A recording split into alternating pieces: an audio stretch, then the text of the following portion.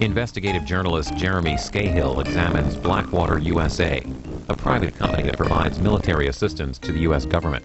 In his new book, Blackwater, The Rise of the World's Most Powerful Mercenary Army, Mr. Scahill recounts the development of this corporation and gives his analysis on its current involvement in U.S. national and foreign affairs. Mr. Scahill is interviewed by CBS News national security correspondent David Martin.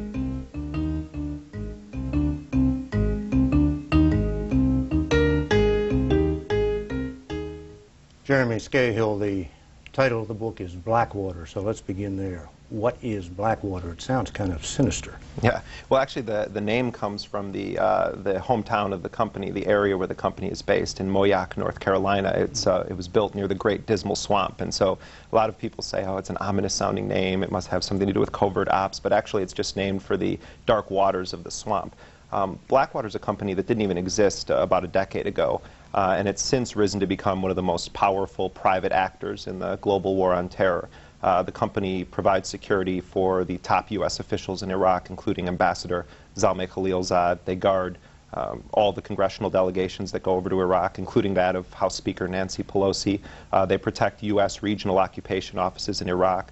They're training forces in Afghanistan. They were even deployed in New Orleans after Hurricane Katrina. And this company really grew out of the war contractor bonanza that happened after 9/11. The company has $750 million in State Department contracts alone. But 10 years ago, it was little more than a 7,000-acre plot on a swamp in North Carolina, and the visions of its very wealthy founder, he was an ex-Navy SEAL.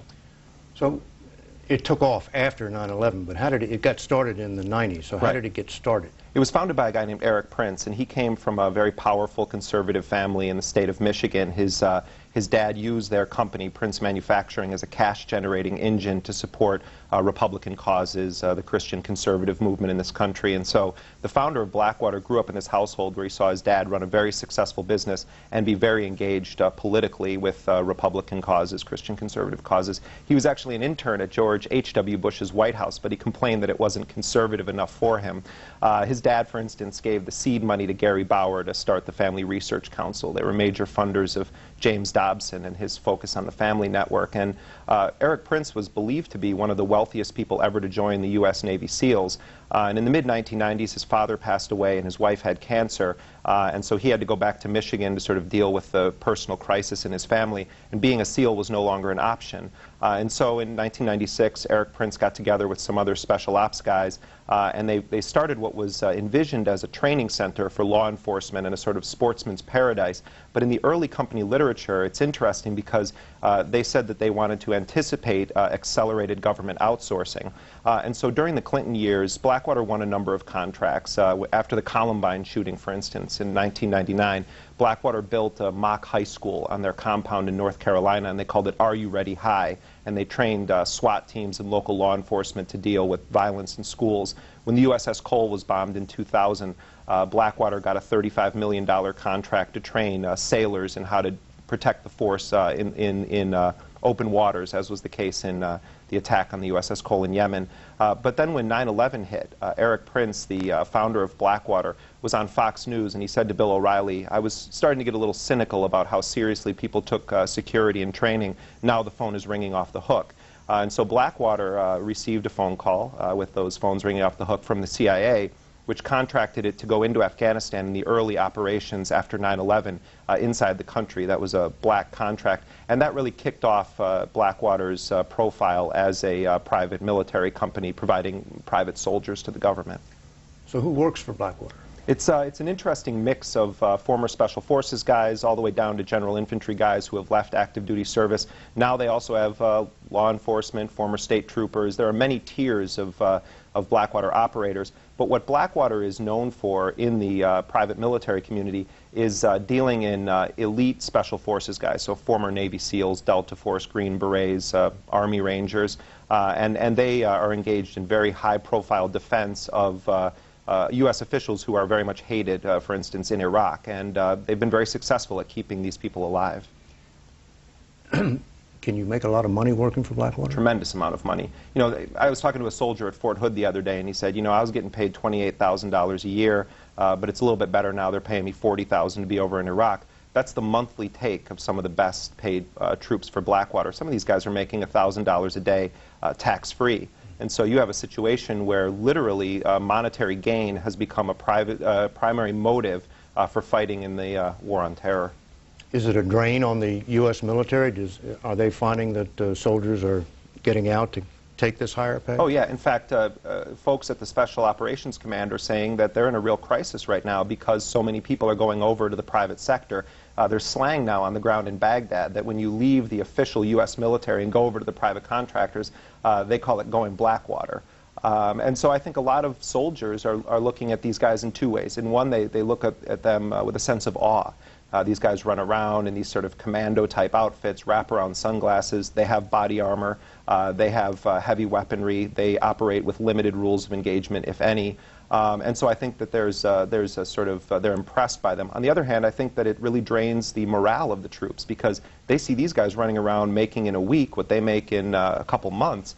And I think they say, well, why is my life worth less than theirs? Why is it that they're being paid so much money tax-free? Heavy weaponry. They don't run around with the same weapons that the U.S. military has access to, do they? No, well, I think in some cases Blackwater has more sophisticated weaponry. One of the stories that I tell in the book is of a Blackwater contractor who had been on Paul Bremer's detail in the early stages of the occupation. He got into a firefight on the side of a road with some Iraqis, and he shot them with a blended metal bullet.